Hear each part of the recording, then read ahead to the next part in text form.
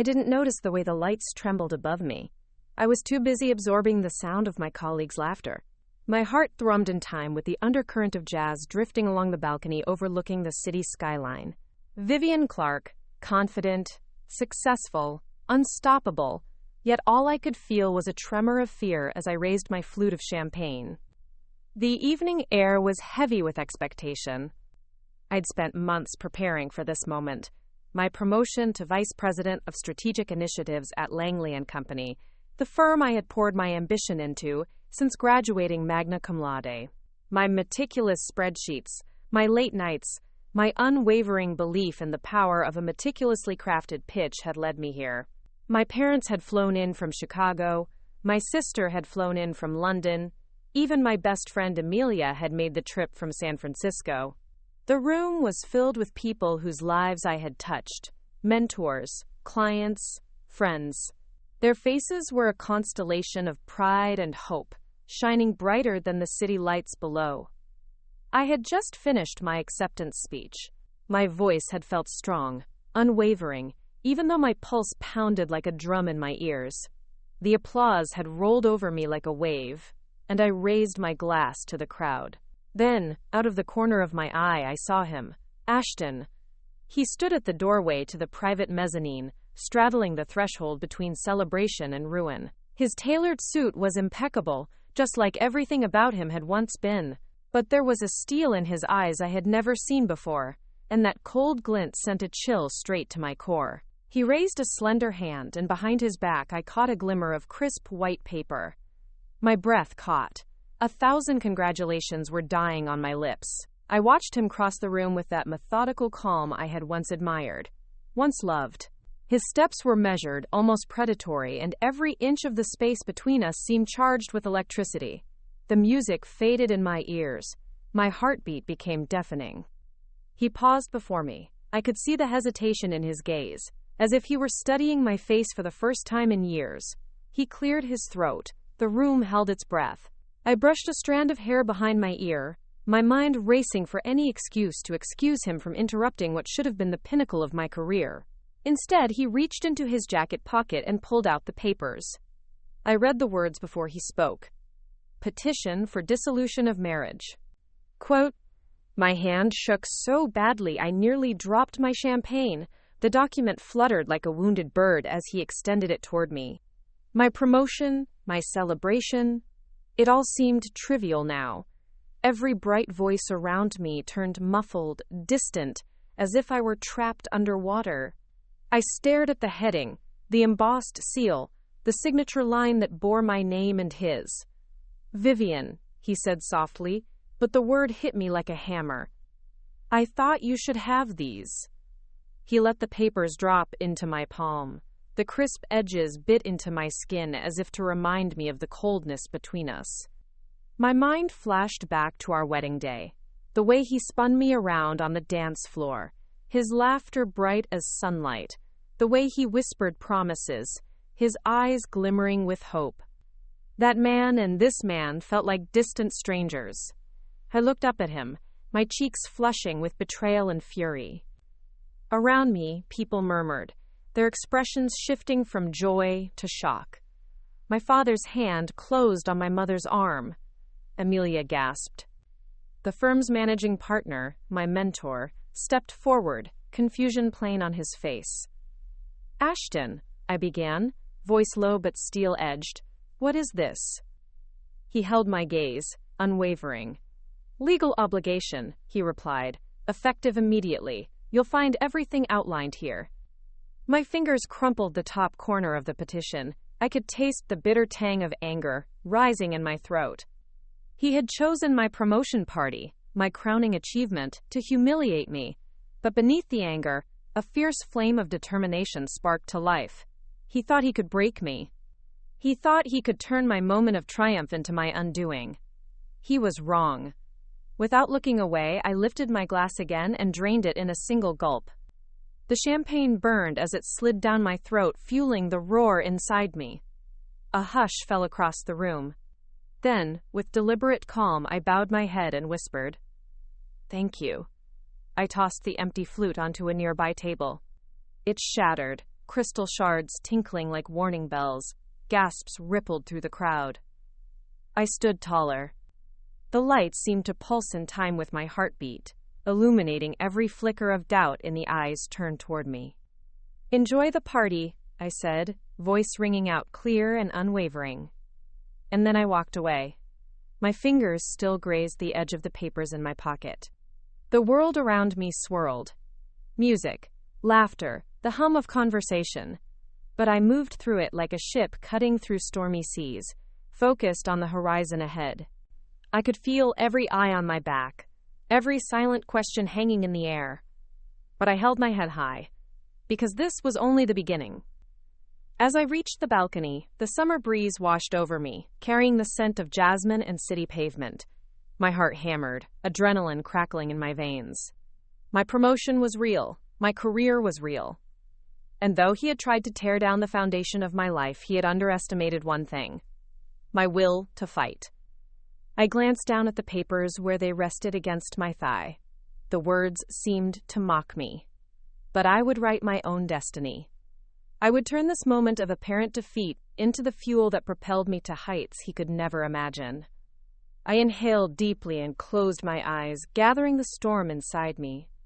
Before we jump back in, tell us where you're from. If this story moves you, please subscribe. Tomorrow, I have a special story for you. And then, with a steadying breath, I opened my eyes and stepped back into the fray, ready for my counterattack. Counterattack. I felt the words thrum beneath my skin as I stepped off the balcony and into the sea of faces again. The petition in my pocket was like a ticking time bomb, its presence a cold reminder of everything that had been taken from me, and everything I still had to fight for.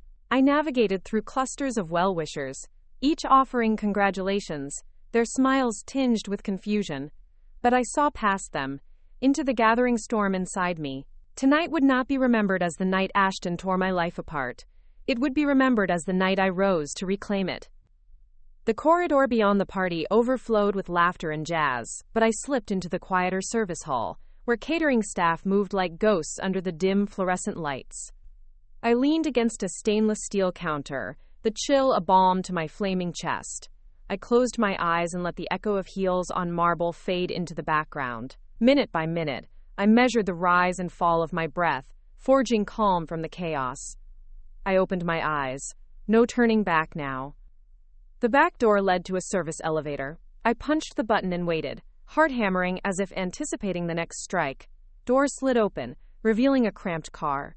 I stepped inside and pressed the button for the reception floor, Section B, where the press area was set up. Ashton would be making his rounds, charming the press, spinning a story about amicable separation. But I had other plans. Moments later, the elevator doors opened with a soft ding. I emerged into the hushed press room. Rows of cameras and microphones pointed toward the stage where Ashton had been scheduled to address reporters. I spotted him immediately, his dark hair perfectly combed, his tailored suit immaculate, the practiced smile never leaving his face. He stood under the glare of mounting floodlights, answering questions with that smooth, confident cadence that had once lulled me into a false sense of security. I crouched behind a stack of equipment cases, toying with the petition. The signature lines stared up at me like a dare. I would not let this document define me. I would define myself. My promotion could survive this scandal. My reputation could weather this storm. And more than anything, I needed to take control of the narrative. Flip the script, so that every headline, every camera, every whisper in the hall would speak my truth. The chatter of the press shifted as I maneuvered behind the stage. Moments later, I heard Ashton wrap up his statement. "I appreciate your respect for our privacy at this time. Thank you." He nodded, then turned to leave. The cameras clicked and whirred, but their focus was already trailing him. That was my cue. I stepped onto the stage. All eyes snapped to me, jaws dropping in unison. Light blinded me for a moment, the lenses flashing like a swarm of fireflies. I held up the petition. "This evening is not mine alone," I called out, voice ringing with authority. "It belongs to everyone who believed in me, even after my own husband chose to serve me divorce papers at the apex of my career." A hush fell. I paced to the center of the stage, chest swelling. "But this document," I continued, gripping it as if it were a trophy, cannot cancel the years of work, the sleepless nights, the breakthroughs that got me here. It cannot silence my voice or steal my dreams. Cameras pivoted, zooming in. I felt the power surge through me, electric, fierce. So here's my counterattack, I said. I'm going to prove that my value extends far beyond any marriage certificate. I'm going to show the world that my worth is measured by my vision, my leadership, and my unwavering resilience. And I'm going to keep climbing. I tore the top edge of the petition, letting paper flutter like snow. The press scribbled notes. Flashes popped. I didn't stop until I had shredded the whole thing in my fist. Shreds of paper scattered at my feet, drifting like confetti in slow motion. Then I tossed the remnants into the bin at the side of the stage. Every tear, every shred, was a symbol of my refusal to be defined by someone else's actions. Voices erupted, some shocked, some exhilarated. Reporters lunged forward. But I held my ground, chest heaving, triumphant. Ladies and gentlemen, I said, voice steady, thank you for joining me tonight. Please remember, true strength isn't the absence of pain. It's what we do with it. With that, I stepped off the stage and into the fray once more, ready to meet my future on my own terms. The night was far from over, and neither was I. The dawn of a new day broke through the blackout curtains as I slid out of the back entrance of my apartment building. My head was still buzzing from last night's crescendo, the shattered glass, the shredded petition, the roar of cameras, and yet sleep had eluded me. Instead, I lay in the dark, mind racing through every possible scenario. The headlines, the rumors, the whispers. I knew they would ask, how could she stand up to him? What was her next move? They would expect me to waver, to falter. But I refused to play by their script. I hailed a taxi, sinking into the cracked leather seat as the city hummed awake around me. The driver glanced at me in the rearview mirror, eyes sympathetic yet curious. I stared out the window at the skyscrapers catching the early light, glass facades reflecting a world that had shifted on its axis overnight. My world had shifted too, but my bearings were clear. I would seize control of the narrative, and I would do it on my terms. At Langley & Company, the lobby was pristine, polished marble floors gleaming under fluorescent lights. My assistant, Julia, intercepted me before I reached the elevators. Her face was pale, her phone trembling in her hand. Without a word, she unlocked her screen and showed me the front page of every major outlet. Vice President serves divorce papers on wife. Corporate queen endures public divorce. Shocking split rocks executive ranks. I closed my eyes and let out a slow breath. It was worse than I'd imagined, and exactly as I'd planned. Julia, I said, stepping forward and placing a hand on her arm. Send the press release I drafted last night. And schedule a conference call with our crisis team. We're going to turn this around. She nodded, swallowing hard. Right away. I planted my feet firmly. And find me a quiet office on the top floor. No interruptions till noon. She flicked off her notifications and hurried away, leaving me alone in the hushed lobby. I straightened my jacket, feeling the weight of the past 24 hours settle on my shoulders. But beneath the weight, there was a thrilling pulse of power. They thought they had me cornered. I was about to show them they were wrong. In the elevator, I activated the override code Julia had given me. The car bypassed all other floors and shot upward, arriving at the executive wing. The doors opened onto a silent corridor, lined with glass-fronted offices. I found the temporary space she'd arranged, a sleek conference room with a long mahogany table and a view that stretched the length of the city. I opened my laptop and scanned the draft I'd prepared overnight. It read, for immediate release, despite recent personal developments, Langley & Company remains committed to excellence under Vivian Morgan's leadership. As our new Vice President of Strategic Initiatives, Vivian will spearhead a groundbreaking expansion into emerging markets, leveraging her unparalleled expertise to deliver record results for our stakeholders. I added bullet points highlighting my upcoming initiatives, a cross-continental partnership with a European tech firm, a pilot program in sustainable investments, a talent development initiative designed to promote diversity in leadership. Already, I could almost hear the murmurs shifting. She's not a victim. She's a visionary. At 10 o'clock, the conference call began. My crisis management team, public relations experts, legal advisors, brand strategists, popped onto the screen with solemn faces. I addressed them with measured confidence. Thank you all for joining on such short notice. We have an opportunity here, not a setback. We control the narrative. We showcase my career, my accomplishments, the future we're building. I want a press conference by Friday.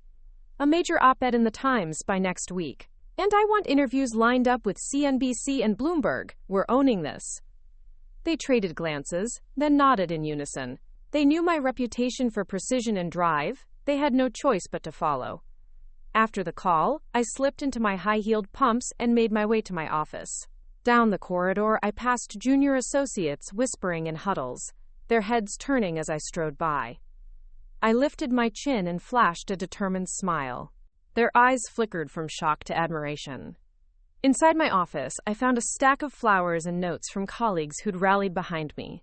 I skimmed through them, messages of solidarity, offers to help, expressions of belief in my vision. My heart swelled with gratitude, and then with steel. I settled at my desk, the city spread out before me through floor-to-ceiling windows. The morning sun glinted off the glass towers, painting the skyline in gold. It felt like a promise of what could be. I tapped my pen on the desk, each click punctuating the passage of time. By evening, the press conference would be live. The world would see me not as a startled wife, but as an unstoppable leader. And as for Ashton, he would learn exactly what happens when someone crosses me. I opened a fresh document, fingers poised to draft my keynote address. The words flowed like wildfire. Good afternoon. Thank you for joining me today. I am not here to speak about regret or remorse. I am here to speak about resilience, opportunity, and the power of choice. And just like that, my counterattack began anew. Good afternoon. Thank you for joining me today. I am not here to speak about regret or remorse. I am here to speak about resilience, opportunity, and the power of choice. I paused, glancing at the sea of expectant faces before me, reporters poised to transcribe my every word, cameras trained like hawks, microphones leaning in for my truth. My pulse thrummed in my wrists, but my voice remained clear, unwavering. Today marks a new chapter for Langley & Company and for me personally. As of last night, I have officially stepped into my role as Vice President of Strategic Initiatives. It is a role I have earned through years of dedication, innovation, and unwavering passion for transformative business solutions. Some headlines have focused on personal matters, my marriage, my private life. Let me be perfectly clear. I will not apologize for living a life filled with complexity. Instead, I choose to harness every experience, personal and professional, to fuel my vision for growth. Over the next 5 years, my team and I will embark on 3 major initiatives. 1. Expanding our global footprint. We will establish strategic partnerships in Europe and Asia, focusing on emerging markets in renewable energy and digital healthcare. 2. Sustainable Innovation Fund. We will launch a $200 million fund dedicated to startups driving environmental and social impact. This fund will not only generate returns but also foster a better world. 3. Leadership Incubator Program. We will create an internal program to mentor high-potential talent from diverse backgrounds, ensuring that the future of our company reflects the world we serve. These initiatives represent not just numbers or bullet points on a slide, but my commitment to a future where business and purpose converge. I let the words hang for a moment, letting their weight resonate. The room was silent but for the soft hum of recording devices. Then, a reporter stood, hand raised. Ms. Morgan, she began, voice professional but tinged with curiosity, how do you respond to critics who say that your personal life will distract from your leadership? I met her gaze, unflinching. I respond by inviting them to look at the bottom line. Last quarter's growth under my guidance increased by 18%.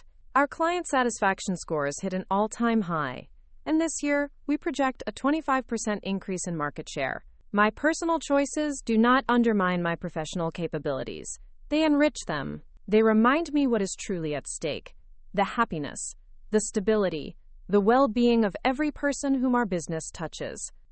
A murmur of approval rolled through the room, I had reframed the question, turning skepticism into credibility. Next question. Can you tell us more about the incubator program? How will you ensure it's truly diverse and inclusive? Absolutely, I said. Our goal is to partner with universities, community organizations, and professional networks to identify top talent from underrepresented communities. We'll provide mentorship, resources, and real-world project experience. By the end of the first year, we aim to have at least 50 participants placed in leadership roles across different departments. This isn't tokenism, it's strategic investment in innovation. Diverse teams deliver stronger results. Another wave of nods. I could feel momentum building. As the press conference concluded, I stepped away from the podium, adrenaline still coursing. Reporters clustered around me, eager for sound bites. I answered every question with precision. Each response was a brick in the wall I was building, to shield my future from past betrayals. Back in my office, I poured a glass of water and exhaled. My phone buzzed with texts from Julia. The op-ed was scheduled, interviews confirmed, feature article in Forbes in the works. I allowed myself a small, triumphant smile, but my mind was already racing ahead. This was only the beginning of my counterattack. In the next days, I would meet with potential partners in Berlin, authorize the fund's first investment in a solar startup in Portugal, and personally interview candidates for the incubator program. And Ashton? He had thought a piece of paper could break me. He had no idea what kind of fire he had ignited. I tapped my pen on the desktop calendar. Next week's meetings, signing ceremonies, conference presentations, all lined up like dominoes waiting to fall. The timeline was tight, and I had no time for hesitation. I turned back to my computer and opened a secure email draft. It was addressed to our top clients and board members. Subject: Vision and Leadership, my commitment to Langley & Co.'s future. I began typing. To my esteemed colleagues and partners, I invite you to join me on this journey. And as the words filled the screen, I felt solid ground beneath my feet. The courtroom of public opinion was mine. I had reclaimed my narrative. The city lights below my window flickered on as dusk approached. The stage was set for what came next. The following morning, the office buzzed with a different hum, one fueled not by whispered gossip but by excitement. By 8:30, I had already reviewed the proposals for the incubator candidates and finalized the presentation slides for my meeting in Berlin. The city outside the floor-to-ceiling windows was alive. Each car, each pedestrian, another pulse in the organism I was steering. I took a moment at my desk, inhaling deeply the crisp scent of fresh coffee that Julia had delivered. I ran a hand through my hair, bracing myself for the barrage of emails and messages that awaited. But when I opened my inbox, the flood was exhilarating. Notes of support from board members, inquiries from investors eager to join the Sustainable Innovation Fund, and even a message from a European partner affirming the deal I had pitched overnight. Their eyes weren't on my divorce. They were on my vision. I smiled, savoring the taste of victory. This was how I would win, by outpacing the distraction with momentum. By lunchtime, the op-ed would hit the Times, and by afternoon I'd be in a video conference with Berlin. It was a relentless pace, but it invigorated me. Just then, my phone buzzed again. It was a text from Ashton's lawyer. A new clause had been appended to the settlement papers, something about restricting media mentions of his name in my public communications. A petty attempt at control, a reminder that the fight wasn't over. I held the phone, the screen's glow illuminating the fury inside me. He thought he could silence me. He thought a legal footnote could muzzle my voice. But he had underestimated one critical fact. I thrived on challenges. I tapped out a quick message to my legal team, draft a counter-proposal removing any gag clauses and seek damages for defamation if breached. Copy me. Then I locked my phone and closed the message. I let the momentary anger pass and shifted back to strategy. At noon, Julia ushered me into the sleek conference room for our press briefing. The table was set with glasses of water, digital screens displaying the latest clippings, and a microphone for live streaming. I greeted the small assembly of reporters with a poised nod. I began, "Thank you all for coming today. I wanted to update you on our progress since my announcement. First, our op-ed will release this afternoon. articulating our commitment to innovation and resilience. Second, we have secured preliminary agreements with 2 renewable energy firms in Europe. And third, Langley & Company is launching a podcast series to spotlight emerging leaders in business and social impact. Cameras clicked, and questions flew. I fielded each one, steering the narrative toward growth metrics, not divorce metrics. Every answer chipped away at the scandal's veneer, replacing it with the substance of my work. By 1:30, I had wrapped the briefing and dashed to my office to prepare for the video conference. I logged in, greeted the managing director of our Berlin office, and launched into my pitch for a joint venture in decentralized energy grids. The discussion was intense but productive. I negotiated terms, adjusted schedules, and finalized the outline for the pilot program. The hour flew by in the blink of a cursor. When the call ended, I leaned back, stretching my shoulders. The contract draft already awaited my review. I leaned forward to open it, but at that moment, a familiar ping echoed through my headset.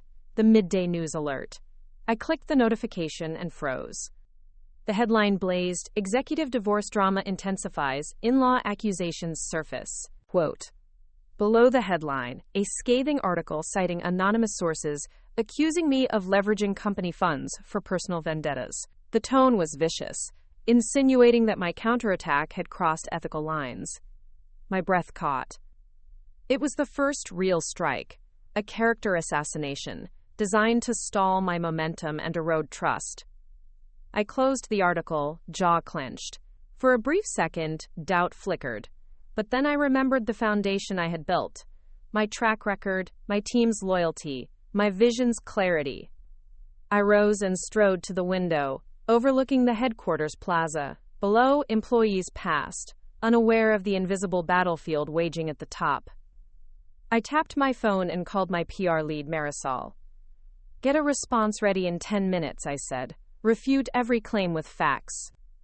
Offer interviews with our CFO to audit the figures. And schedule a sit-down with the Wall Street Journal.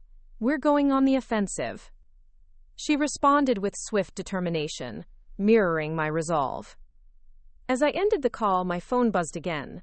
This time, a message from a new friend, an influential blogger who had covered my early career.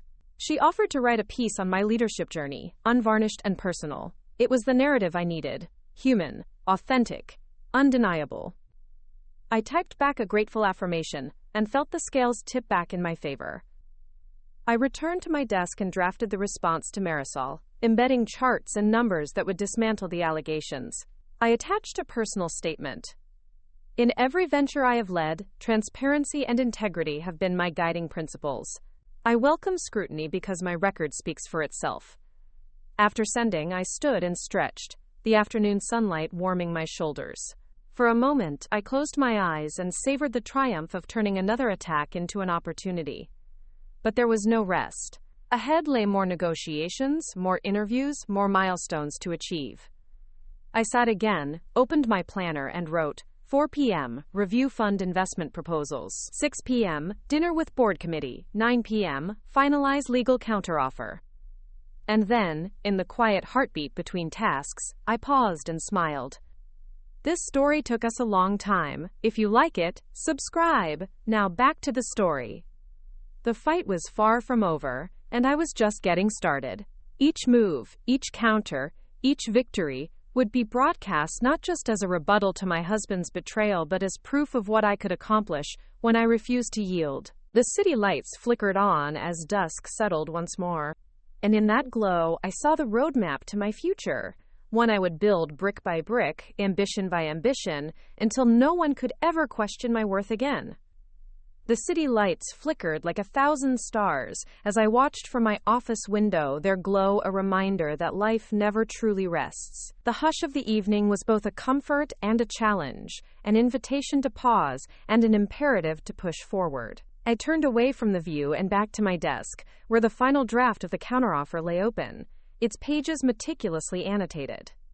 Last night's victory still buzzed in my veins. Our sustainability fund's first investment had been publicly announced, drawing praise from industry analysts and activists alike. Yet amid the triumph, the sting of Ashton's latest legal maneuver, his feeble attempt to muzzle my public communications, still throbbed. I would not let him dictate the terms of my narrative. I sat down to craft my next move. Opening a blank document, I began drafting a new proposal. A public rally of female executives, titled Resilience and Leadership, a Summit for Change, to be held in New York. It would be a bold statement, uniting women across industries to share stories of overcoming adversity, and it would feature me not as a victim, but as the summit's keynote speaker. As I typed, Julia knocked softly and entered, her ever-present efficiency apparent even in the way she placed a steaming cup of jasmine tea beside my keyboard. "The venue is confirmed," she said in her quiet, precise tone. "Lincoln Center, next Thursday. Caterers are on board and press invitations went out this morning." I nodded, sipping my tea. Its warmth steadied the storm inside me. "Excellent," I replied. "I'll need the list of confirmed speakers and a draft of the press release. Also, check with our legal team. I want assurances we're clear of any gag clauses we can't override. And schedule a call with the marketing director. This summit needs a social media strategy that goes viral." Julia made notes, then hesitated. "Vivian, there's a message from your mother. She says she landed back in Chicago safely, but she sounds worried about you." My mother's love was constant, but her concern always tugged at my heart. I appreciated her kindness, but I wouldn't let it derail my focus. "Tell her I'm fine," I said gently, "and that I have everything under control. Let her know the summit is going to be a milestone, something to make her proud." "Of course," Julia replied, offering a reassuring smile before departing. Left alone again, I closed my eyes and replayed the journey that had brought me here. Each step, every pitch deck, every strategic alliance, every climb up the corporate ladder, had prepared me for moments like this. Moments where resilience mattered more than reputation. I opened my eyes and glanced at the clock, 7:45 p.m., time for the final task before the day ended. I accessed the secure server, retrieving the initial draft of Langley & Co.'s Environmental Impact Report. My finger hovered over the keys as I considered how to incorporate our recent successes: the solar investment in Portugal, the Sustainable Incubator's first cohort, the record-breaking client satisfaction scores.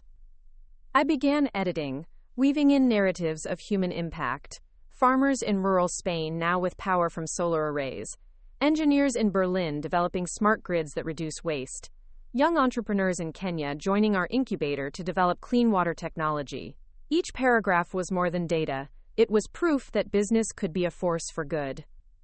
As I typed the closing line, "Our commitment to the planet is as unwavering as our commitment to excellence," my phone buzzed. It was an email from Ashton's PR counsel, offering to negotiate a mutual agreement if I would consent to limit further public discussion. A token gesture, too late. I leaned back and considered my options. The summit would be my counterstrike, a public platform to showcase real leadership and real change. It would drown out his hollow offers and make clear where my loyalties lay, with progress, not petty disputes. I drafted a reply: "Thank you for your proposal. My focus remains on serving Langley & Company and our communities. I decline your offer. We will proceed." I hit send. The city outside shimmered under the moonlight as I finally rose from my seat. The office was silent, the corridors emptying as employees headed home. I paused to look back at the desk, strewn with papers of strategy and vision. Tomorrow I would finalize the summit agenda, call the chosen speakers, and launch the social media campaign at dawn. But for now, I allowed myself a moment's respite. I walked to the balcony, the cool night air brushing against my skin. Below, the streets wound like rivers of light. Above, the sky stretched infinitely, the promise of endless possibilities. I closed my eyes and inhaled deeply, the scent of the city and the jasmine tea lingering, a reminder of the journey and the battles yet to come. With one last glance at the skyline, I whispered, "Let them watch me rise." Then I turned and walked back inside, ready to chart the course for my next victory. The first rays of dawn crept through the blinds as I pored over the agenda for the Resilience and Leadership Summit. Lincoln Center's grand facade would be the backdrop for a gathering unprecedented in scope, a coalition of executives, activists, and innovators ready to reshape the corporate world. I envisioned a stage where stories of struggle and triumph would inspire an audience eager for change. My day began with a video call to the marketing director, Alex Chen, a digital strategist whose campaigns had gone viral for every client he'd touched. His face filled the screen, dark hair slicked back, framed by racks of award plaques behind him. "Morning, Vivian," he said. "We've finalized the hashtag'll Eid with Resilience. The landing page is live, registrations at 3,000 signups in 12 hours, and social media metrics are off the charts." A surge of satisfaction warmed me. Momentum was critical. We were striking while the iron was hot. "Excellent work, Alex," I said, scanning the preliminary speaker list. "How's the influencer outreach?" He tapped a pen against his notepad. "We've got 3 keynote interviews lined up. A former CEO turned philanthropist, a tech founder who overcame bankruptcy, and a Nobel laureate in economics. Plus, we're collaborating with 5 industry publications for live coverage." I nodded. "Perfect. Make sure all speakers are briefed on the theme, using adversity as an engine for innovation. I want the message to be unified." As the call ended, I drafted thank you notes to each speaker, expressing my excitement. Then I scheduled a final run-through with the event team for the afternoon. My next stop was the Investor Relations office, where I met with Dana Patel, our CFO, to review the first quarterly results under my leadership. Dana's analytical mind was a fortress of numbers and projections. "Vivian," she began, eyes scanning the reports, "our Q2 projections soared 22% above expectations. Particularly the Sustainable Investment Fund is performing beyond estimates." I allowed myself a small, confident smile. "Great news. Let's ensure we highlight these results at the summit, with case studies on ROI and impact." Dana added, "I've drafted a slide deck. I'll send it for your review. Also, there's potential interest from a Middle East sovereign wealth fund. They're looking to co-invest in our renewable portfolio." "Arrange a call," I said. "And prepare an executive summary. I want us to close that discussion by the end of the quarter." With that, I dashed to my office to prepare for back-to-back meetings. My fingers flew over the keyboard as I arranged time zone-friendly calls across London, Dubai, and San Francisco, all tomorrow, all before breakfast. By lunchtime, I was at Lincoln Center, performing a sound check and stage positioning. I practiced my walk across the platform, imagining the applause meeting every step. The theater was silent, each empty seat a promise of the thousands who would fill them. I traced the outline of the lectern with my eyes, envisioning the strength in my voice when I spoke. After the run-through, Julia met me backstage with my assistant's usual blend of precision and poise. "Your bright red power suit is ready, and they've arranged a private lounge for you to prepare. Your keynote script is finalized. And security has confirmed all entrances will be monitored." I shook her hand, grateful for her impeccable coordination. "Thank you, Julia. This summit, this moment, it's our statement. Let's make sure every detail aligns with our vision." She smiled. "Absolutely." The afternoon sun began to dip, and I returned to my office for a final briefing call with Marisol, my PR lead. Her voice crackled over the speakerphone. "Vivian, the Wall Street Journal interview is scheduled for tomorrow morning. They want a candid piece on your journey. Are you ready to open up?"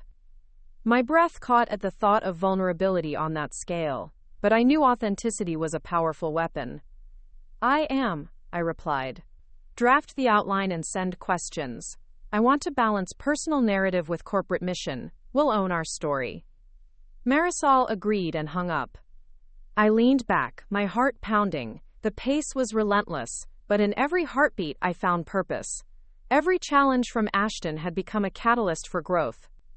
His attempts to silence me had given me a platform.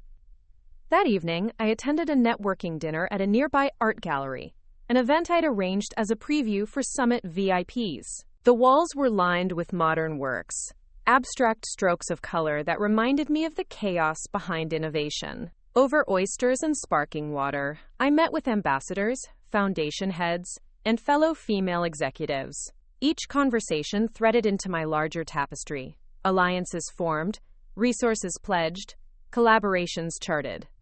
As the evening wound down, I stepped onto the gallery's rooftop terrace. The city sprawled around me in a tapestry of lights.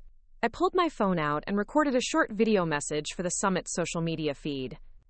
Tomorrow, we embark on a journey of resilience and leadership, I said, voice firm yet warm. I can't wait to see you there. Together, we'll prove that adversity is the seed of innovation. #I'll lead with resilience. I posted it, watching the likes and shares climb in real time. A text pinged. From Ashton's legal counsel again, an ultimatum to sign the settlement by tomorrow, or risk public litigation. My jaw tightened. I composed a response. My focus is on the summit, no further comment. I hit send without hesitation.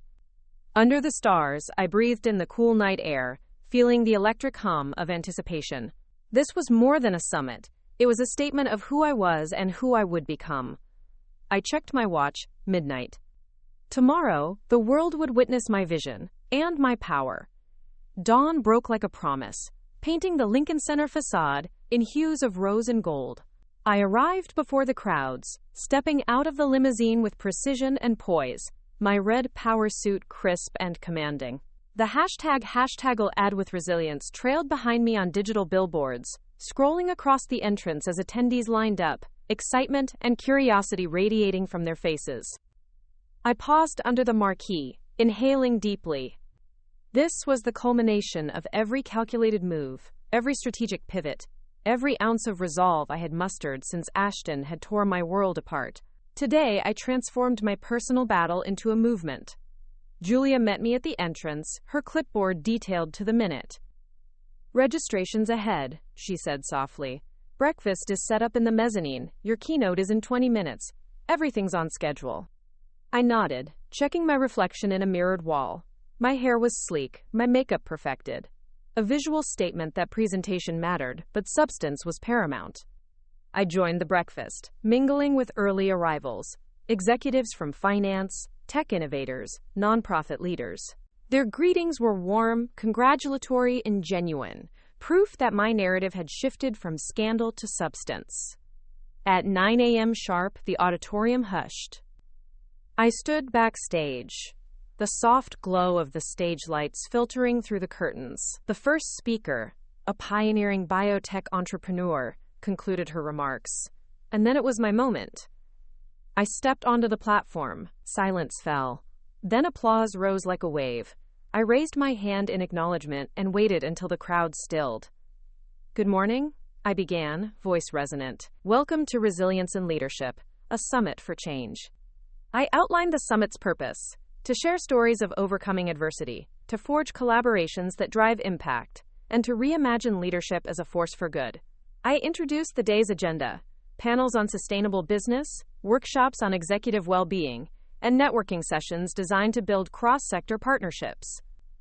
But the core of my keynote was personal. I recounted the moment Ashton slipped those divorce papers into my hand, a gesture meant to humiliate, to unseat me.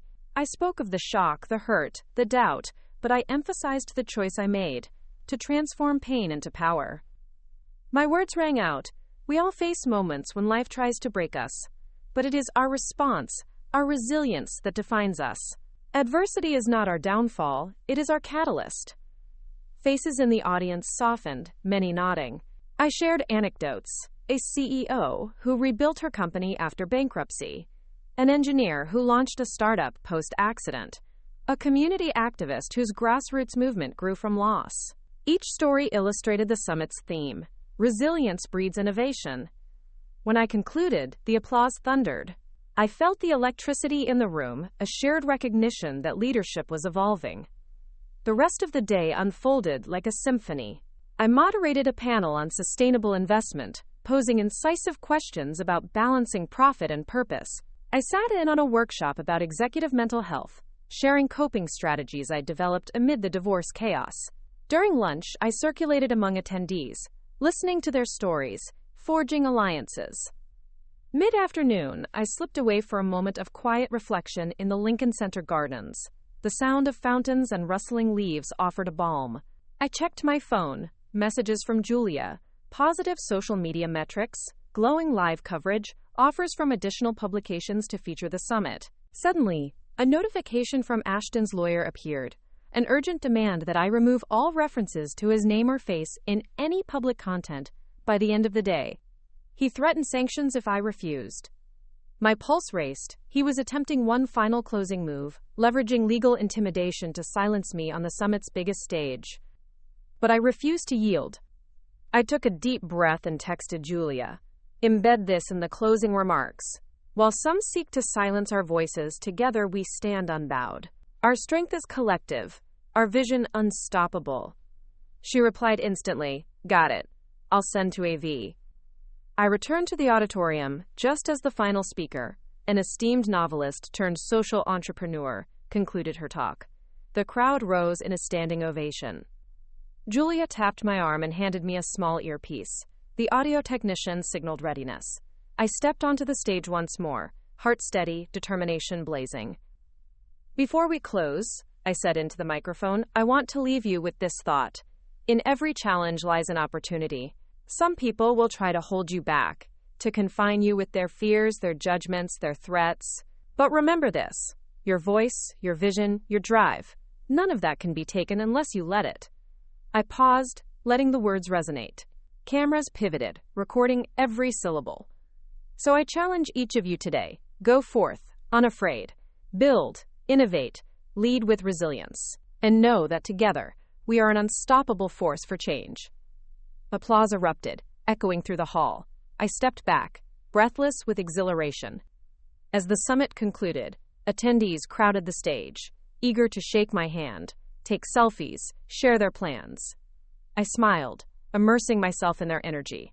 This was my triumph, not just surviving the divorce papers, but transforming the narrative into a movement. Later that evening, reviews began to appear online. A masterclass in leadership, from scandal to summits, resilience in action. My phone buzzed incessantly with messages of admiration. I slipped out of the packed venue and onto the Lincoln Center Plaza, the city lights winking around me. I raised my face to the night sky, feeling invincible. Tomorrow would bring new battles, negotiations for the Middle East Fund, finalizing the defamation countersuit, preparing for the WSJ interview. But tonight, I savored the victory. I pressed send on a group text to the summit team. Brilliant work today. Rest up. We build on this tomorrow. Then I withdrew into the limousine, closing the door on the night. The summit had proven one thing, that when someone serves you divorce papers at your promotion party, you don't crumble. You build an empire from the ashes. Just the way resilience should. The morning after the summit, I woke before sunrise, the adrenaline still coursing through my veins. My phone buzzed with updates. Media coverage across top outlets, trending hashtags, personal messages of support. But there was no rest for the relentless. I had a full day ahead. First, a high-stakes call with the Middle East Fund, then finalizing legal motions, and finally a taped interview with the Wall Street Journal. I dressed in a tailored navy blue sheath dress, a departure from the bold power suit, signaling a shift from rally leader to corporate tactician. As I departed for the office, the city seemed to hum in anticipation, like it knew this chapter would be pivotal. At Langley & Company, the boardroom was primed for the call. Dana Patel, my CFO, joined me at one end of the polished mahogany table. Across from us sat representatives of Al Rashid Capital via secure video link. Their stately chamber, lined with marble and ornate tapestries, reflected centuries of wealth stewardship. The lead investor, Sheikh Omar Al-Rashid, greeted us with measured warmth. Ms. Morgan, he began, your summit was most impressive. Your leadership philosophy resonates with our vision for sustainable growth. Let us discuss the terms of our collaboration. I exchanged a quick glance with Dana and launched into our proposal, a $100 million joint fund focused on solar and desalination projects in the MENA region, leveraging Langley & Co.'s expertise and Al Rashid's regional presence. I detailed projected IRR, environmental impact metrics, and community uplift plans. The Sheikh and his team listened intently, their expressions inscrutable behind rich mahogany desks. After 20 minutes of rigorous negotiation, they requested a slight increase in minority partner governance and an adjustment in the fee structure. I leaned forward. We value transparency and partnership. We can adjust the governance structure to include 3 board seats for Al Rashid Capital, and we are open to renegotiating the fee split to 60/40 in your favor for the first 2 years. The room fell silent. Finally, Sheikh Omar nodded. Agreed, we look forward to formalizing this partnership. He extended his hand toward the camera. I smiled and shook it, feeling the weight of a deal that would ripple across industries. Next up was my legal team's war room. I joined my lead attorney, Gabriela Flores, and a cadre of paralegals in the secure conference suite. The case docket gleamed on a large screen. Petitions filed. Motions to strike. Countersuits for defamation. Vivian, Gabriela said, we've prepared the motion to enforce your right to free speech and dismiss the gag clause. I need your sign-off before we file this afternoon. She passed me a video link to the redlined document. I reviewed it carefully, noting each clause. With a firm nod, I approved the filings. File it. And add a request for sanctions against the other party. He's dragged me through enough. Gabriela smiled, impressed by my strategic approach. Consider it done. Finally, it was time for the WSJ interview. I arrived at the studios, greeted by the producer who led me to makeup. As they applied the final touches, I reviewed my notes. Anecdotes about my advocacy for diversity, my drive to integrate ESG principles, my story of personal transformation. On camera, I recounted my journey, from the shock of divorce papers to the triumph of the summit and beyond. I spoke candidly about my vulnerabilities, connecting with viewers on a human level. The interview concluded with a confident declaration. Adversity taught me that leadership isn't just about success, it's about how you respond when everything you know is stripped away. With the interview wrapped, I stepped outside into the cool evening air. The skyline glimmered as I headed back to the office. I paused to send a text to Julia. Another day, another victory. Thank your team for me. She replied, our privilege, boss. Inside, the final email awaited. Ashton's counsel with proposed settlement. Finally, he was willing to drop the gag clause and discuss joint custody of the PR narrative. I drafted my response, a concise acceptance of the revised terms, coupled with a demand for an apology to restore my public image. As I sent it, I leaned back and exhaled, the tension easing for the first time in days. Tomorrow would bring new challenges: quarterly board review, rollout of the summit's white paper, planning a European press tour. But tonight, I allowed myself a moment of triumph. I closed my laptop and stood by the window, looking out at the city lights that pulsed like beacons of possibility. I whispered to the night, this is just the beginning. The early morning haze lingered over the city as I walked into the boardroom for our quarterly review. Despite the whirlwind of the past weeks, I had maintained momentum. Our new joint venture was on track, the legal motion had been filed, and my profile was at an all-time high.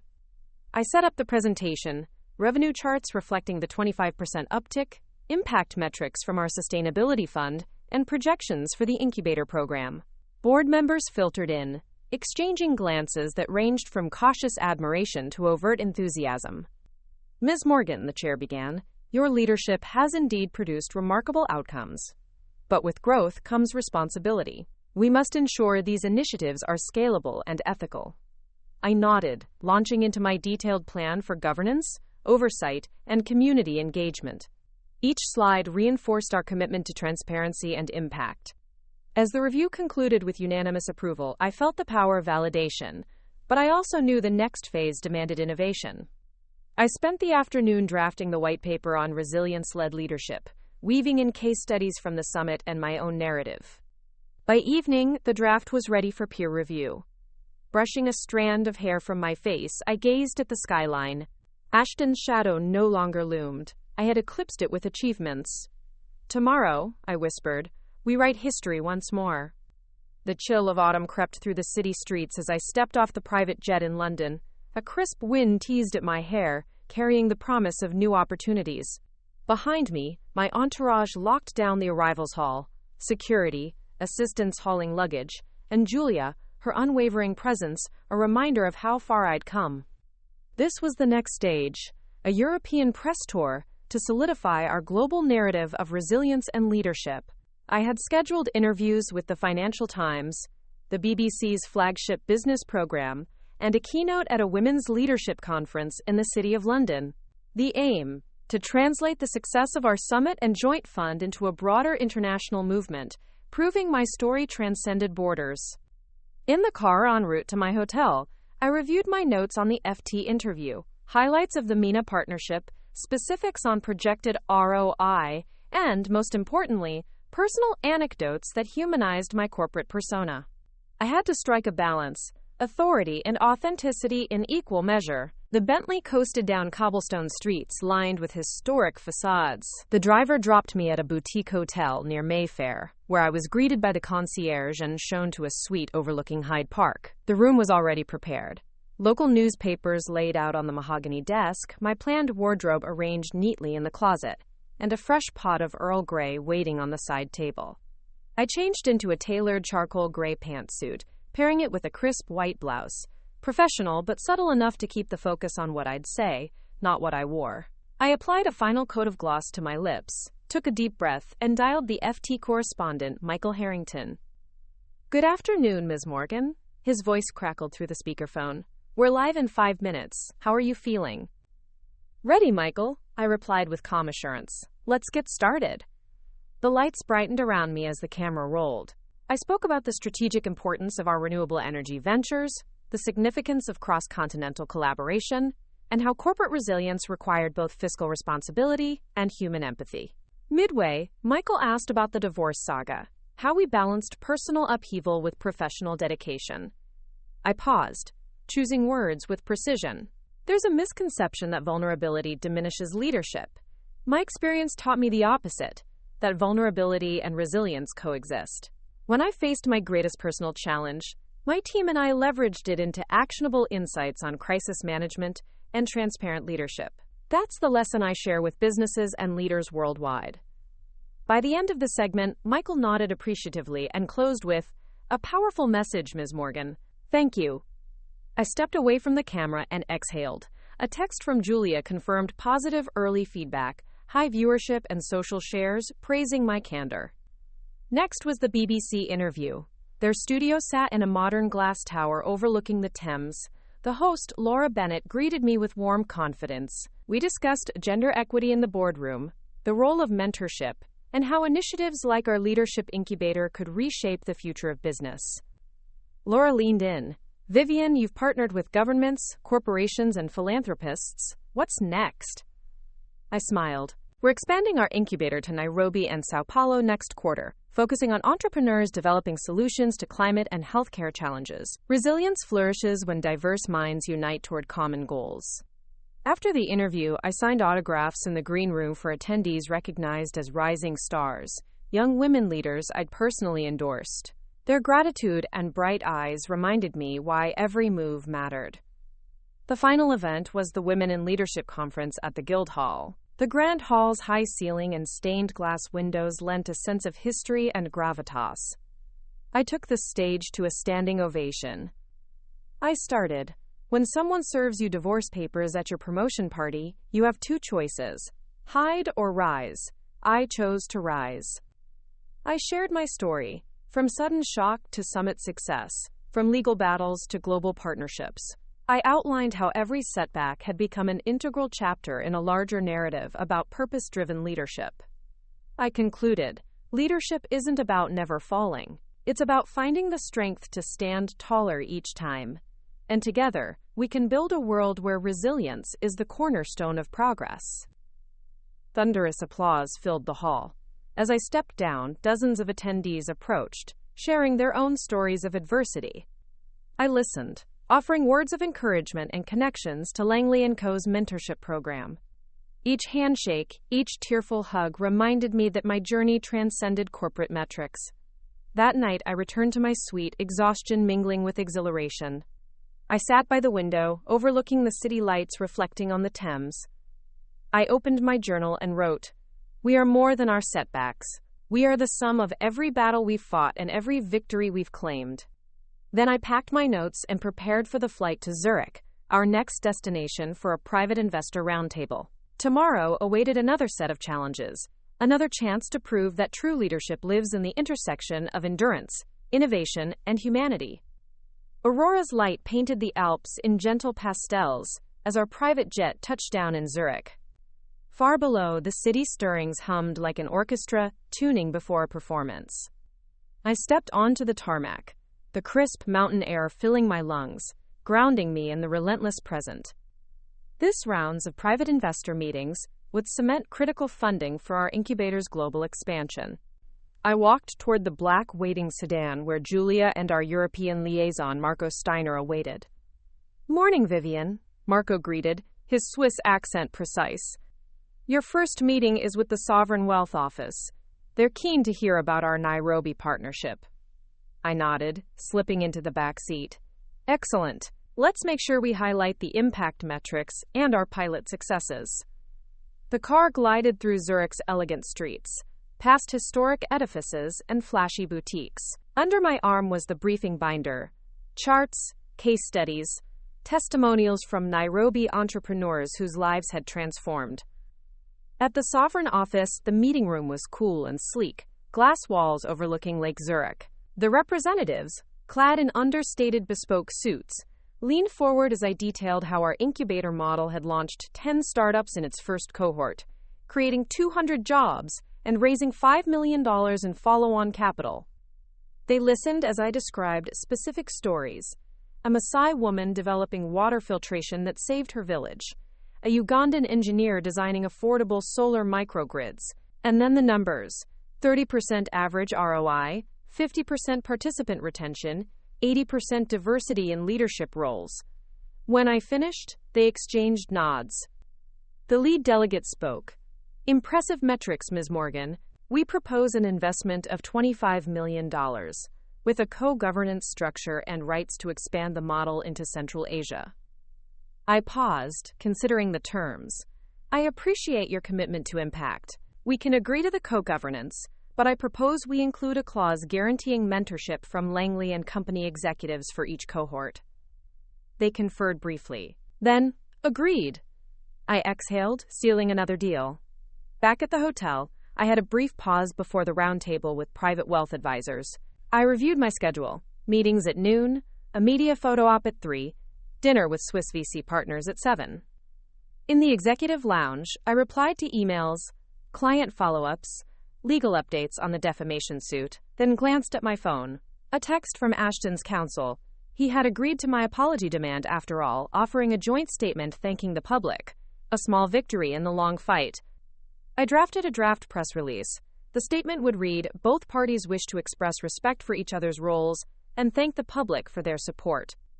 It would close the divorce chapter and allow me to refocus public attention on my work. I sent it to Gabriella for legal review. At noon, the roundtable convened in a polished oak-paneled room. Over delicate pastries and tea, I shared long-term projections for the incubator's expansion into Southeast Asia and Latin America. The advisors, influenced by the summit's success and our Zurich deals, nodded vigorously. By 2 p.m., I had commitments for another $40 million, enough to fund 3 new regional cohorts. Then came the photo op, the Swiss Alps behind me, a team of Nairobi graduates, standing alongside, their smiles bright testament to the program's promise. Cameras clicked, and I raised my hand in solidarity with them. But even in celebration, I felt the undercurrent of competition. Several rival execs watched, their eyes calculating. It was a reminder that every move I made was scrutinized, commodified. That evening, at the dinner, I sat between a venture capitalist from Geneva and a tech philanthropist from Stockholm. Conversation revolved around emerging markets, ESG trends, and the future of female leadership. Midway through, my phone buzzed. A breaking news alert. Another op-ed in a London financial magazine praising my transformative leadership and redefinition of executive resilience. My chest swelled with pride. I raised my wine glass and made a silent toast to the journey. Each strategic victory, each hurdle overcome. Yet beneath the celebration, I knew the path ahead was steep. The incubator's success would be the next test. With challenges of governance, cultural nuances, and scaling impact, it would demand every ounce of my resolve. Later, back in my suite, I gazed at the alpine moon reflecting on the lake, serene, constant. I opened my journal and penned a new maxim. Resilience is not a destination, but a movement. Infused with the mountain air's clarity, I drifted into a purposeful sleep, ready to transform that movement into reality. The grey London morning greeted me with drizzle as I stepped out of the hotel and into a waiting car bound for Heathrow. The next leg of my journey, a whirlwind press circuit in New York and Tokyo to promote the white paper on resilience-led leadership. My mind replayed the successes in Zurich and Europe. Yet I knew that global acclaim meant little without sustained execution. On the flight, I reviewed the final layout of the white paper. It began with an executive summary of our strategic pivot, turning personal adversity into organizational advantage. It moved through case studies, from the summit's success to the incubator's impact, before concluding with a blueprint for boards to integrate resilience metrics into corporate KPIs. Every paragraph was calibrated to resonate with C-suite executives and academic thought leaders alike. Tokyo's neon skyline came alive as we descended. I navigated the airport's labyrinth and emerged into a cacophony of honking taxis and hurrying commuters. My translator guide, Sato Ayumi, greeted me with a bow and ushered me into a sleek sedan. Ms. Morgan, welcome to Tokyo. Your first event is a breakfast panel with business school deans, then a keynote at Techstars Asia tonight. I nodded, adjusting my blazer as the driver merged into traffic. Thank you, Ayumi. Let's highlight our collaboration opportunities with Asian startups, especially in smart city solutions. At the university's rooftop garden, surrounded by cherry blossoms in early bloom, I joined deans from Tokyo, Seoul, and Singapore. They probed me on the white paper's academic rigor and applicability across cultures. Quantifying resilience is challenging, said Dean Nakamura. Metrics often differ in Eastern contexts. How do you propose standardization? I responded, we recommend a dual-layered framework, universal indicators like recovery time and growth rate, supplemented by regional benchmarks to account for cultural factors. This approach ensures comparability while respecting local nuance. They murmured appreciatively, and I felt the framework gaining traction. Afterward, I conducted a series of one-on-one meetings with startup founders, AI developers, urban farmers, robotics engineers, each eager to access our incubator resources. I pledged mentorship and seed funding, setting terms that balanced equity with support. By noon, I was in a media suite for an interview with Nikkei. Cameras rolled as I outlined the white paper's anticipated influence on governance reforms and ESG reporting. My words were projected on digital screens across the station's website within minutes, generating a flurry of online debate. In the afternoon, I visited a co-working space in Shibuya, the heart of Tokyo's startup ecosystem. Donning a casual blazer and open-neck blouse, I mingled with young entrepreneurs, sampling matcha tea and listening to their pitches. Their passion reminded me of my early days at Langley & Company, hungry for opportunity, unafraid of risk. That evening, at Techstars Asia's gala, I delivered my keynote amidst a sea of flashing lights. I spoke of resilience narratives, weaving my own story with those of founders who had rebooted after failure. When I concluded, the auditorium exploded in applause. My translator whispered, "They want you as a visiting lecturer." I smiled, envisioning another chapter of cross-cultural exchange. Back at the hotel, jet lag tugged at my bones, but I reviewed the next morning's itinerary morning show on NBC, followed by board meetings in Chicago. The divorce settlement's joint statement had hit headlines, and surprisingly, the public warmed to the gesture. Ashton's name faded, replaced by discussions of my initiatives. Phone buzzing, I texted Julia, "White paper feedback is positive. Schedule debrief call with board tomorrow."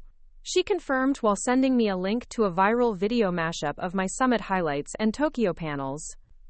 I watched it, a montage of resilience in action, my voiceover urging leaders to embrace challenges as the forge of greatness. It felt surreal to see my story resonate across time zones. In the half-light of my suite, I concluded today's reflection with a new entry in my journal. Influence is earned in consistency. Success is a habit forged in every sunrise. I folded the page closed and let the hush of Tokyo's night lull me toward rest. Awaiting the next horizon, I whispered, "Onward." The sunlight shimmered on Lake Michigan as the corporate jet descended into Chicago.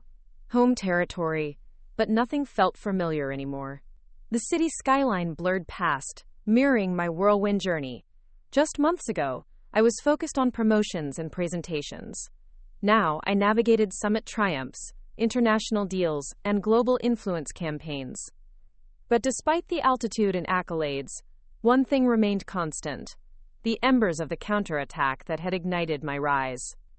Julia and I stepped into O'Hare's VIP lounge, where a waiting sedan stood ready.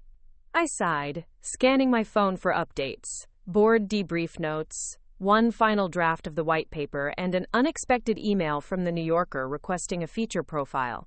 The narrative arc had come full circle, from scandal fodder to thought leader.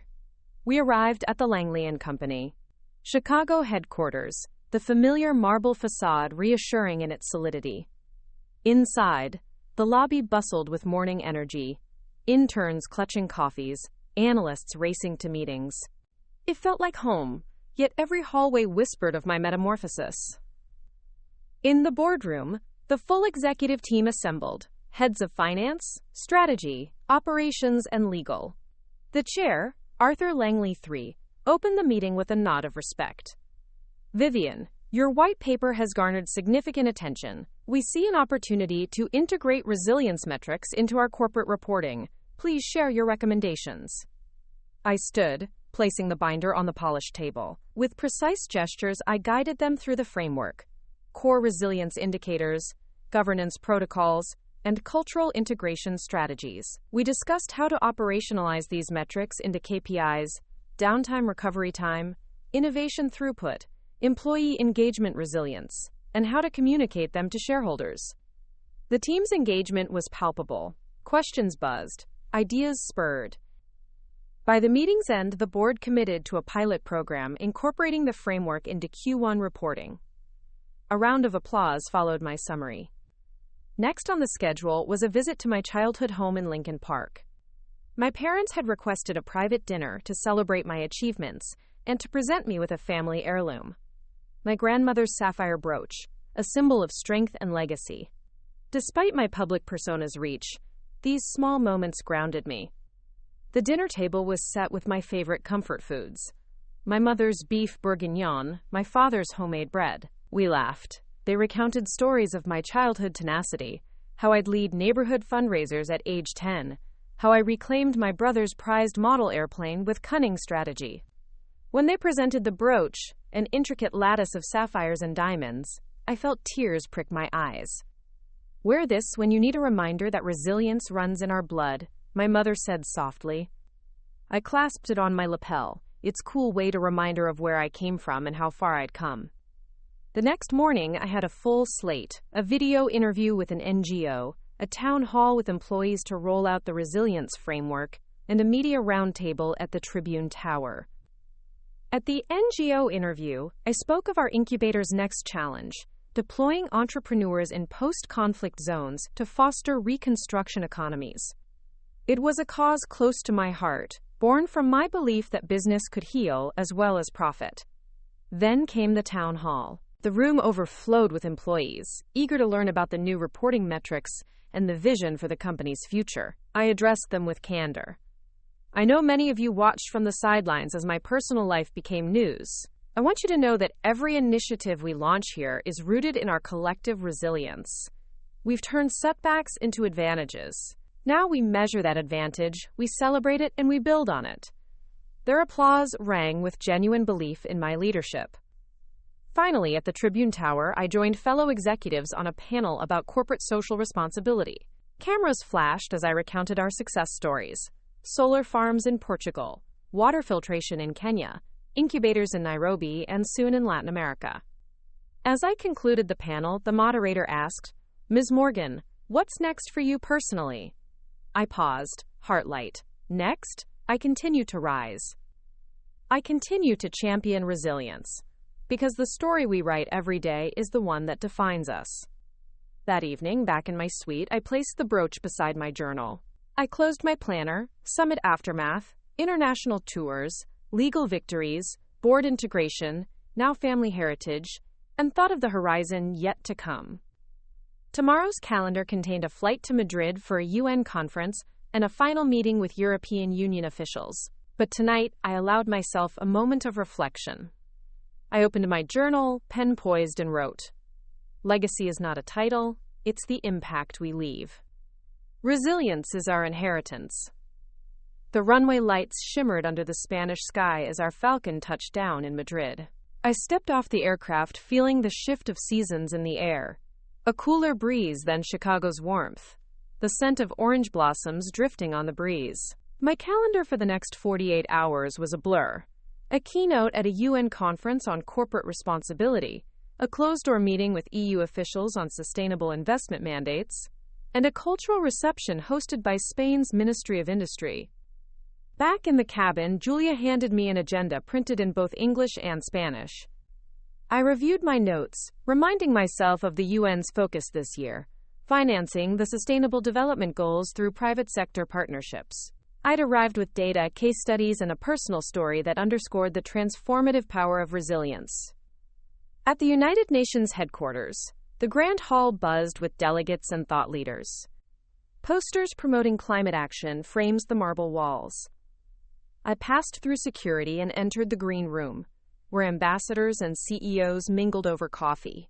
I caught snippets of conversation. Morgan's incubation model, remarkable ROI and impact. Did you see her lecture in Tokyo? Her leadership metrics are revolutionary. I approached the stage, heart steady, but adrenaline sparking. The UN facilitator welcomed me, introducing me as a business leader whose counterattack against personal adversity had sparked a global movement for resilience-led leadership. I stepped up to the podium, scanning the sea of dignitaries. Excellencies, colleagues, friends, I began, in measured Spanish before transitioning to English. I stand before you as someone who has turned personal crisis into corporate innovation. When I was served divorce papers at the apex of my career, I faced a choice: to crumble or to rise. I chose to rise, and in doing so, I discovered that resilience is not simply returning to the status quo, it is advancing beyond what we thought possible. I outlined the metrics we had implemented: resilience indices, recovery rates, and innovation throughput, integrating them into corporate reporting frameworks adopted by Langley & Company. These metrics had sparked a 15% increase in stakeholder engagement and reduced crisis response times by 30%. I proposed that the UN consider resilience metrics as a supplementary reporting standard, empowering member states to incentivize corporate resilience. Afterward, during the panel Q&A, a delegate from Brazil asked how these metrics could adapt to emerging markets with volatile economies. I responded, by contextualizing baseline indicators to local conditions and supplementing them with community-specific resilience parameters. Our incubator model's success in Nairobi shows that when we co-create frameworks with local stakeholders, we achieve both standardized metrics and community buy-in. The convention hall buzzed as I stepped down, delegates shaking my hand, taking selfies. Next, I moved to a private meeting with EU Commissioner Helena Richter. Seated in a polished conference suite overlooking the city's sprawling avenues, we discussed the EU Green Deal and the potential for resilience metrics to complement sustainability goals. Ms. Morgan, Commissioner Richter began, the EU is committed to strict reporting standards on carbon emissions and social impact. How do you see resilience fitting alongside these mandates? I unfolded my notes and presented a whiteboard diagram. Emissions data, social impact scores, and resilience indices forming a triumvirate of corporate health metrics. Resilience metrics provide early warning signals, enabling companies to pivot before crises escalate. When integrated with emissions and social impact data, we create a holistic view of corporate sustainability. Her eyes lit up. This could revolutionize our regulatory framework. She leaned forward, pen poised. I could feel the weight of potential policy change resting on my shoulders. Our meeting concluded with agreement to fund a pilot program across European energy and manufacturing firms, using Langley & Co.'s framework. By evening, I attended a reception at the Palacio de Cibeles. The ornate ceilings and gilded fixtures spoke of centuries-old power. I circulated among industry ministers, corporate heads, and NGO leaders, each conversation weaving a tighter web of alliances. Late that night in my suite, I reflected on the day's victories. From the UN's grand stage to EU policy discussions, my voice had been heard. The narrative had shifted far beyond my divorce drama. It had evolved into a transformative vision for corporate responsibility. I emailed Julia, draft the press release for tomorrow, Morgan framework to pilot in EU and UN endorsement, she confirmed immediately. But beneath the triumph, I sensed another challenge looming. Sustaining momentum across continents required relentless coordination, cultural sensitivity, and unwavering focus. Tomorrow's flight to Lagos for an African Union summit was already on the horizon. I closed my journal, writing, "Transformation lives in iteration. Our next iteration, global policy impact." Then I turned off the lamp and let the Spanish night carry me into rest. The dawn in Lagos unfolded beneath a vivid orange sky, the air thick with humidity and the distant hum of traffic. As our aircraft taxied to the African Union Summit's tarmac, I felt the anticipation settle in my chest, in a way that felt both foreign and invigorating. Europe and America had been fertile ground for my resilience framework, but Africa, with its dynamic economies and emerging markets, represented both the greatest challenge and the biggest opportunity. Inside the summit hall, delegates from across the continent mingled beneath banners proclaiming, "Africa Rising, Prosperity Through Partnership."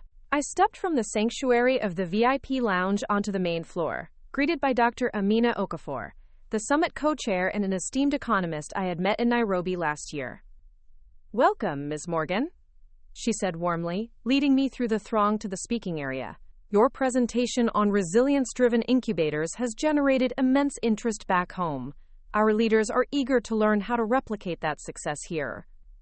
I nodded, offering a tight-lipped smile. This moment mattered, embedding my model within the continent's narrative of self-sustained growth. At 10 a.m., I took the podium before presidents, ministers, and CEOs of major Pan-African corporations. The room fell silent, eyes fixed as cameras clicked. "Excellencies, leaders, and innovators," I began, my voice echoing off the high ceilings. "Africa's potential is unparalleled, yet so are its challenges. From urbanization strains to climate shocks and socio-economic disparities, resilience is not a luxury, it is a necessity." I outlined our pilot program in Nairobi as a blueprint, how we partnered with local universities, community organizations, and impact investors to support startups addressing critical needs: water sanitation, renewable energy, digital education. I presented outcomes: job creation metrics, economic growth percentages, social impact scores. "Now," I continued, "we propose launching a Pan-African Resilience Incubator Network, a consortium of hubs in Nairobi, Lagos, Accra, and Johannesburg that share resources, mentorship, and capital. A network that empowers local entrepreneurs to scale solutions continent-wide." A ripple of murmurs crossed the hall. Ministers leaned forward, nodding. I concluded with a call to action. Let us commit, governments, private sector, and civil society, to invest $500 million collectively in these hubs over the next 5 years, to institutionalize resilience as a driver for Africa's next chapter. Applause filled the chamber, a standing ovation that resonated like thunder. Afterward, community leaders and investors flocked to me, seeking partnership details, memorandums of understanding, and implementation plans. I answered each query with precise timelines and resource allocations. By midday, I joined Dr. Okafor at a closed-door roundtable with finance ministers. We negotiated funding pledges and regulatory support, weaving my resilience metrics into emerging policy frameworks. I brokered commitments from Nigeria's Ministry of Finance to anchor an initial $100 million fund, contingent on establishing the Lagos hub by year-end. Then I stepped away for a media interview on Channels TV, speaking passionately about ethical governance, social entrepreneurship, and the promise of a homegrown innovation ecosystem. Late afternoon, I toured a proposed site for the Lagos Incubator, a refurbished industrial complex overlooking the marina. The space, once a fish processing plant, had been donated by a local governor. I walked its exposed brick corridors, envisioning co-working spaces, prototype labs, and conference rooms buzzing with creative energy. That evening, at a gala hosted by the African Union, I was honored with an award for Innovative Partnership. As I accepted the plaque, I thought of my own journey, from personal crisis to global advocate, and felt the weight of responsibility settle in my hands. In the quiet of my hotel suite, I reviewed the commitments: regulatory approvals, seed funding, partnership agreements, each a puzzle piece to be assembled into the Pan-African network. My phone vibrated with messages from Julia, a draft timeline for the hub's launch, a list of potential directors, and a note that Ashton's publicist had quietly confirmed my apologies were enough. He would no longer contest my narrative. I closed my eyes, reflecting on the path that had led me here. What began as a moment of betrayal had evolved into a movement of transformative partnerships. The resilience I had forged in my own life now flickered in the dimly lit rooms of global summits. I opened my journal and wrote, "Africa's resilience story is our next frontier. Let us champion it together." Tomorrow, I would return to New York for the UN's follow-up session on resilience metrics. But tonight, I allowed myself to savor the fruits of turning crisis into collective empowerment. The jet bridge hissed as I stepped off the plane in New York, the city's skyline greeting me like an old acquaintance with new secrets. My phone buzzed relentlessly, notifications of morning headlines praising the Pan-African Resilience Network, congratulatory texts from board members, and an urgent calendar reminder, 10 a.m. UN follow-up meeting on resilience metrics. I navigated through JFK's bustling terminal, slipping into a waiting SUV as the humid air gave way to the cool rush of the city's pulse. The UN headquarters loomed ahead, its flags fluttering in solidarity. Inside the conference room, delegates from last month's summit gathered once more, ready to translate the pilot program into global policy. Their eyes turned to me as I took my seat at the head of the table, binder open. "Ms. Morgan," began the facilitator, "the integration of resilience indices into the Sustainable Development Goals is underway, but we need your guidance on standardizing these for adoption by member states." I nodded, standing to address the room. "We propose a three-tiered approach: core indicators applicable to all sectors, regional benchmarks to capture local nuances, and a digital dashboard for real-time monitoring. This framework will allow governments and corporations to track resilience alongside economic and social metrics, facilitating proactive policy adjustments." Charts flickered on the projector, recovery time graphs, innovation throughput curves, and predictive models that forecast crisis hotspots. I walked through each slide, fielding questions with measured precision. By noon, consensus formed. A formal resolution would be drafted to incorporate resilience metrics into UN reporting protocols by year-end. Exhausted yet exhilarated, I retreated to my city office for a quick change before the day's final obligation, the white paper launch event at the New York Stock Exchange. The trading floor itself, alive with ticker tape and electric energy, would serve as the stage. As I ascended the podium, surrounded by financial leaders and press, I clutched the printed white paper, Resilience-Led Leadership, a framework for the 21st century. "Today," I began, voice cutting through the din, "we do more than publish a document. We ignite a movement, one that aligns capital with resilience, ensuring that every investment, every decision, builds the capacity to withstand and evolve." A roar of approval greeted the closing words as the trading floor erupted in symbolic bell ringing. Cameras captured every moment. News helicopters hovered overhead. Later, in the quiet of my Manhattan hotel suite, I reflected on the whirlwind: global policy shifts, headline-making summits, high-stakes deals. The divorce papers that had sparked this counterattack were now nothing more than a footnote in my narrative. Yet, beneath the triumph lay a new challenge: scaling these frameworks from pilot programs into lasting institutional change. Could I mobilize the world's most powerful organizations to adopt resilience as a core tenet, not just for crisis response, but for everyday leadership? A new email arrived, a request for a closed-door meeting at the Kremlin. Leaders in Eastern Europe wanted to explore resilience metrics amid geopolitical tensions. My pulse quickened. The next frontier beckoned. And so, with the city lights glittering below, I closed my laptop and whispered to the night, to the next horizon. The frost of a Moscow dawn bit through my coat as I stepped onto the red-carpeted stairs of the Kremlin's Presidential Administration Building. My translator whispered the schedule: a closed-door summit with Eastern European energy ministers, followed by a bilateral briefing on resilience and supply chain management. The city's formidable edifices loomed, stone walls steeped in centuries of power. Inside, I was guided through opulent corridors to a grand reception hall. Ornate chandeliers hung overhead, and portraits of past leaders surveyed us as we filed into the meeting room. The Russian delegation, led by Deputy Minister of Energy Elena Volkov, greeted me with formal courtesy. Ms. Morgan, she began, we have observed your work on resilience frameworks and their integration into global policy. With current challenges in energy security, we are interested in how private sector resilience initiatives can bolster national grids. I nodded, setting up my briefing materials. In regions facing geopolitical tension and supply uncertainties, resilience metrics allow stakeholders to identify vulnerabilities early, diversify energy portfolios, and establish redundancy protocols.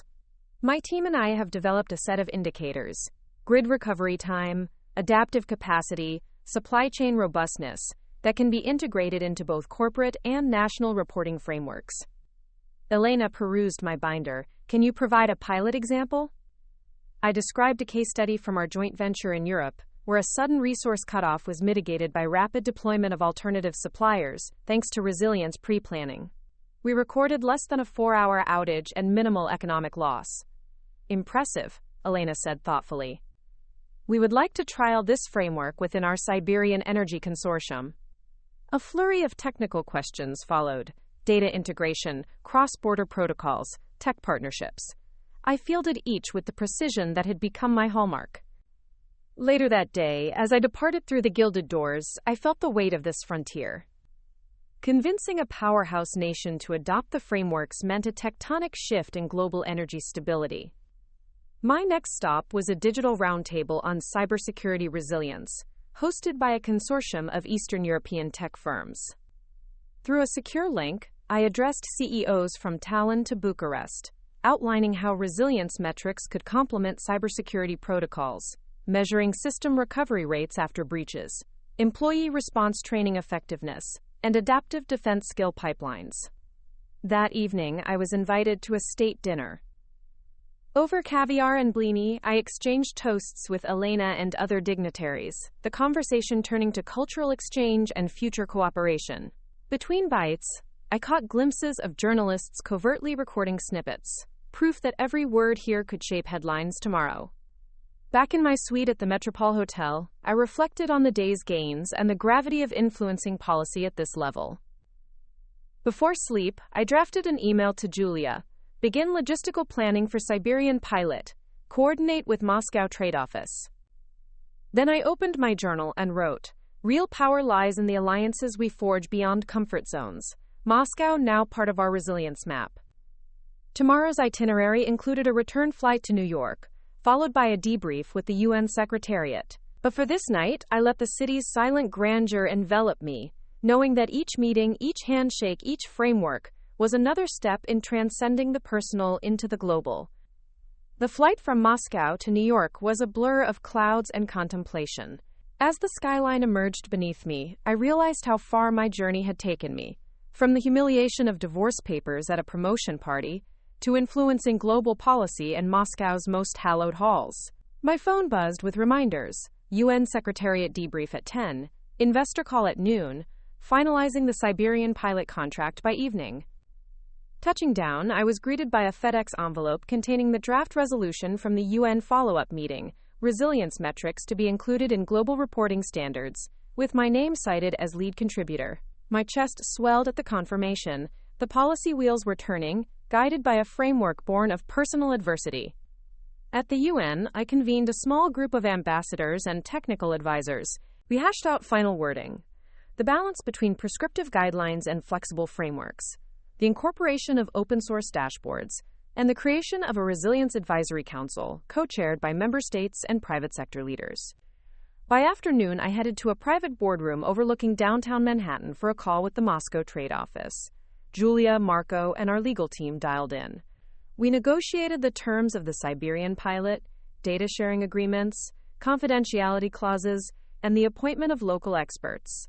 With each concession and counterproposal, I pressed forward, ensuring Langley and Company retained strategic control while honoring the Kremlin's protocols. The call concluded with a handshake emoji, a digital formality, but the real deal was sealed in our inboxes. Next, I had an investor call with partners from Tokyo and London, finalizing Series B funding for our incubator's Southeast Asia expansion. Slide decks flickered across screens, growth metrics, KPI charts, break-even analyses. Investors probed financial models. I responded with confidence backed by data and footnotes. When the call ended, the commitment letters arrived. $75 million pledged, most at favorable terms. Another victory, another extension of our impact. Exhausted yet unable to slow down, I returned to my office for the final task, reviewing the joint statement with Ashton's legal counsel. The apology clause was clean, mutual respect affirmed, no residual gag clauses. I signed, and the divorce saga closed publicly, a formality overshadowed by the scale of everything else. Late that evening, I sat alone in the conference room. Lights dimmed. I reflected on the path. The debris of betrayal transformed into stepping stones. The world had become my stage, and my voice, once shaken, now resonated in boardrooms, summits, and media outlets worldwide. I opened my journal. From personal crisis to global counsel, resilience is the thread that binds us all. As midnight approached, I looked out at the city that had witnessed my rise, ready to rest before the final chapter, tying all these threads into a lasting legacy.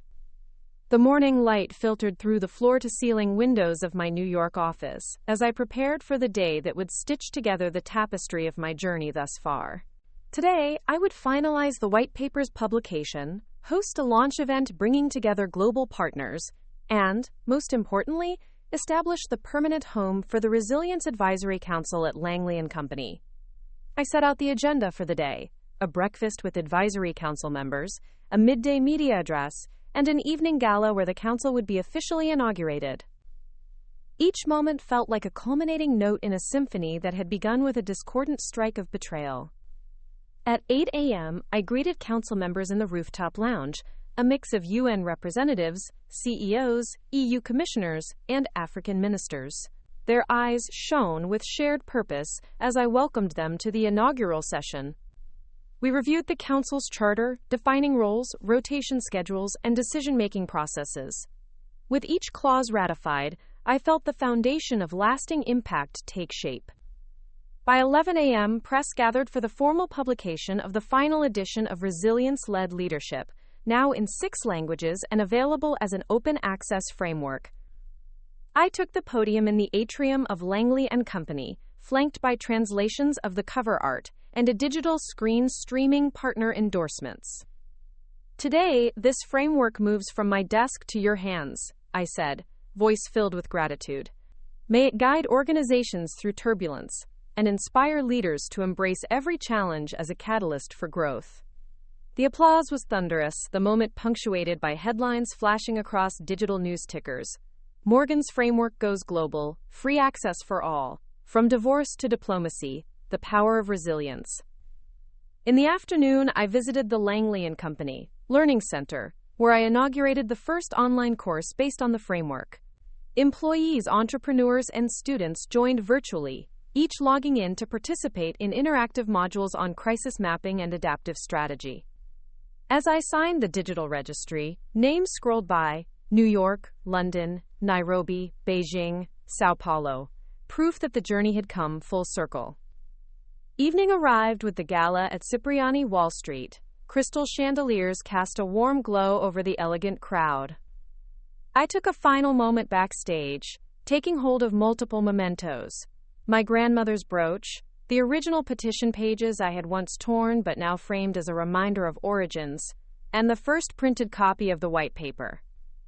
Stepping onto the stage, I lifted my glass and addressed the gathered luminaries. Thank you all for believing that the ashes of one's personal life can become the fertile soil of global transformation. Tonight, we celebrate not my achievements, but ours.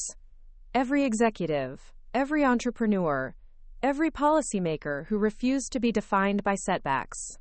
We turn the page to a new era, where resilience is the cornerstone of leadership, and compassion the currency of progress. The glass clinked, and cameras swarmed.